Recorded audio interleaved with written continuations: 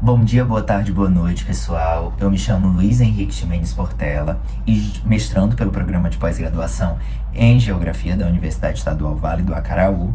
E junto aos demais autores, vou apresentar para vocês o trabalho intitulado Uma abordagem fitogeográfica das formações savânicas do Ceará, padrões de diversidade beta e perspectivas para a conservação. Dentro da compartimentação geoambiental do Estado, existem as unidades fitoecológicas. O objetivo delas é caracterizar a paisagem sobre um ponto de vista vegetacional. Dentro dessas unidades, que são 11, estão o Cerrado e Cerradão costeiros, que se inserem sobre as superfícies sedimentares da formação Barreiras, como a gente consegue ver na zona litorânea, e o Cerrado e Cerradão interiores, que estão localizados no escopo da Chapada do Araripe, ao sul do estado. Recentemente, Nepomuceno e colaboradores analisaram essa vegetação de cerrado que estava em contato mais direto com a Caatinga do Cristalino, outra unidade fitoecológica, e perceberam que, apesar de estas áreas manterem espécies típicas do cerrado, floristicamente, elas eram mais parecidas com a Caatinga do Cristalino. Diante disso, propuseram o termo savanas da Caatinga. Quando a gente analisa a cobertura dessas unidades por unidades de conservação, a gente vê que, além da insuficiência, que relata 7,87% do território cearense resguardado por algum tipo de política pública conservacionista, uma irregularidade na distribuição dessas UC, onde algumas unidades fitoecológicas são preferidas em detrimento de outras.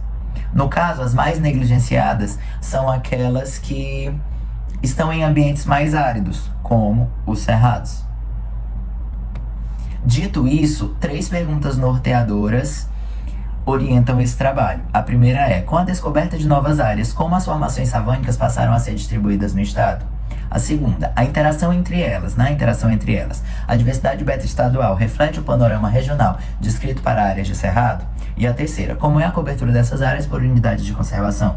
Dito isso, o objetivo geral é investigar a relação que as formações savânicas do Ceará possuem entre si, analisando sua distribuição, composição florística, padrões de diversidade beta e cobertura desses locais por unidades de conservação. A metodologia utilizou dados primários e secundários.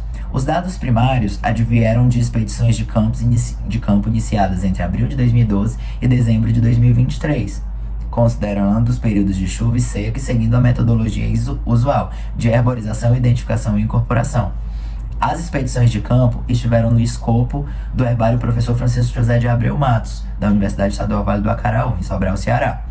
Já os dados secundários advieram, além de artigos publicados, da FUNSEMI, da IPES, IBGE. A origem e distribuição das espécies ocorreu de acordo com Flora e Fauna do Brasil, e a classificação das famílias se deu a partir do APG4. Na análise da diversidade beta, nós optamos por escolher o índice de similaridade calculado pelo Sorensen-Dice. E para agrupar esses dados, a gente escolheu o método UPGMA. Tudo isso foi tabulado no programa PEST 4.10. No total, 11 áreas foram selecionadas para análise. A partir desse exame, nós pudemos classificar as formações savânicas do Ceará em 2 tipos: aquelas inseridas em baixas altitudes, onde 7 daquelas 11 áreas se enquadram, e aquelas inseridas em altas altitudes, acima de 600 metros, nas 4 restantes. Apesar dessa diferença, todas elas compartilham espécies típicas que auxiliam na sua identificação. Essas espécies típicas, elas são oligárquicas, segundo a classificação de Bridgewater, Roder e Ribeiro, que são aquelas espécies encontradas por toda a extensão do domínio cerrado e em todas as áreas que sofrem influência desse tipo de vegetação.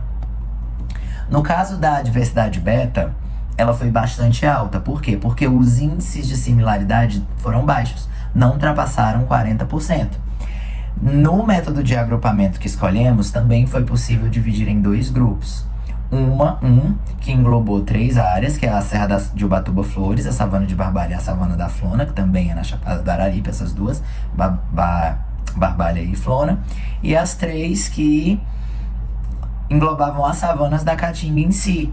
No caso do grupo 1, mais precisamente das formações savânicas de Barbalha e da Flona, elas são mais semelhantes às áreas de cerrado do Planalto Central, enquanto as do grupo 2 assemelham-se mais à caatinga, tanto do cristalino quanto a do sedimentar, que no caso, ó, está aqui a SP, ó, do sítio Palmeirinha, tá? E no caso da savana de Fortaleza, apesar dela estar inserida no grupo 2, estar mais próxima à caatinga, ela está cercada por restingas pelo complexo vegetacional costeiro, o que faz com que ela se destaque dessas outras.